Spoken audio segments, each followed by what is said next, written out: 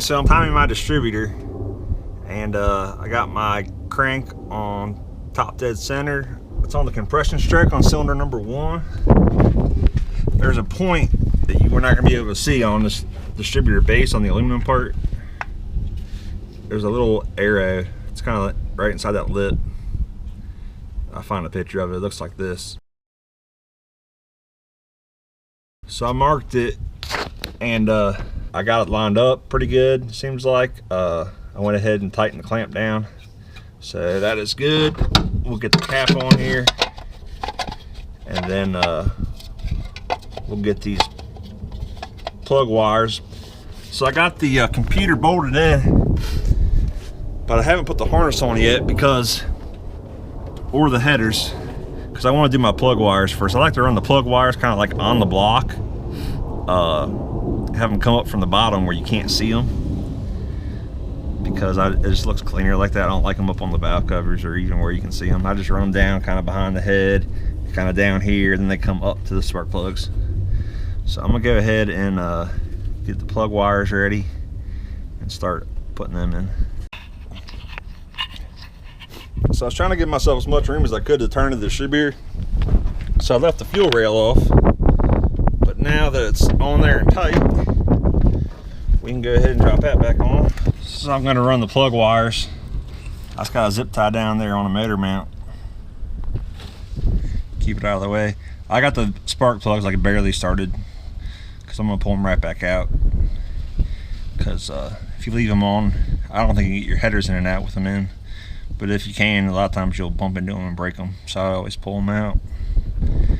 So it looks pretty good. You should hardly even notice them once the headers are on top. So it should be pretty clean. There's the distributor in the back. You hardly even notice it, really. It looks kind of normal.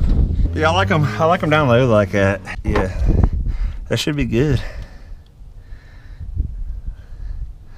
So I get my harness plugged in here still. All right, guys, I just had the craziest thing happen. So I was working on my motor, and I'm trying to install my harness, you know, plug everything in, route the wires and everything. And it's kind of tight right back here between my intake and my distributor with the fuel lines and stuff. So I pulled my fuel rail back off so I could run this wire a little easier. And then I looked over at my fuel rail sitting here, and actually it was like this. And I thought, where's the rest of this injector at?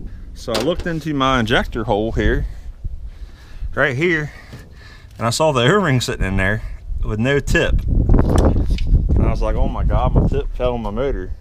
And it did. So I was like, man, I do not want to pull this intake manifold back off.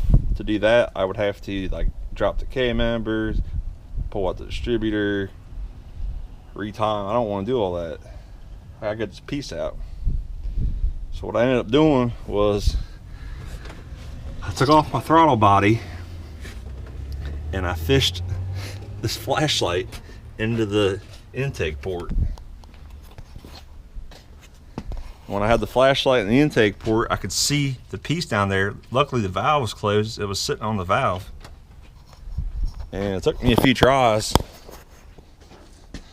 But I took a hanger, eventually got it to where it was facing like this inside sitting on the valve, and I could stab it.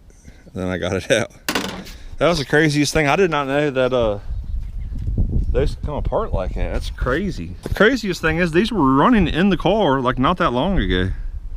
I guess I got pretty lucky that it broke like now and not later on. I mean, it is plastic.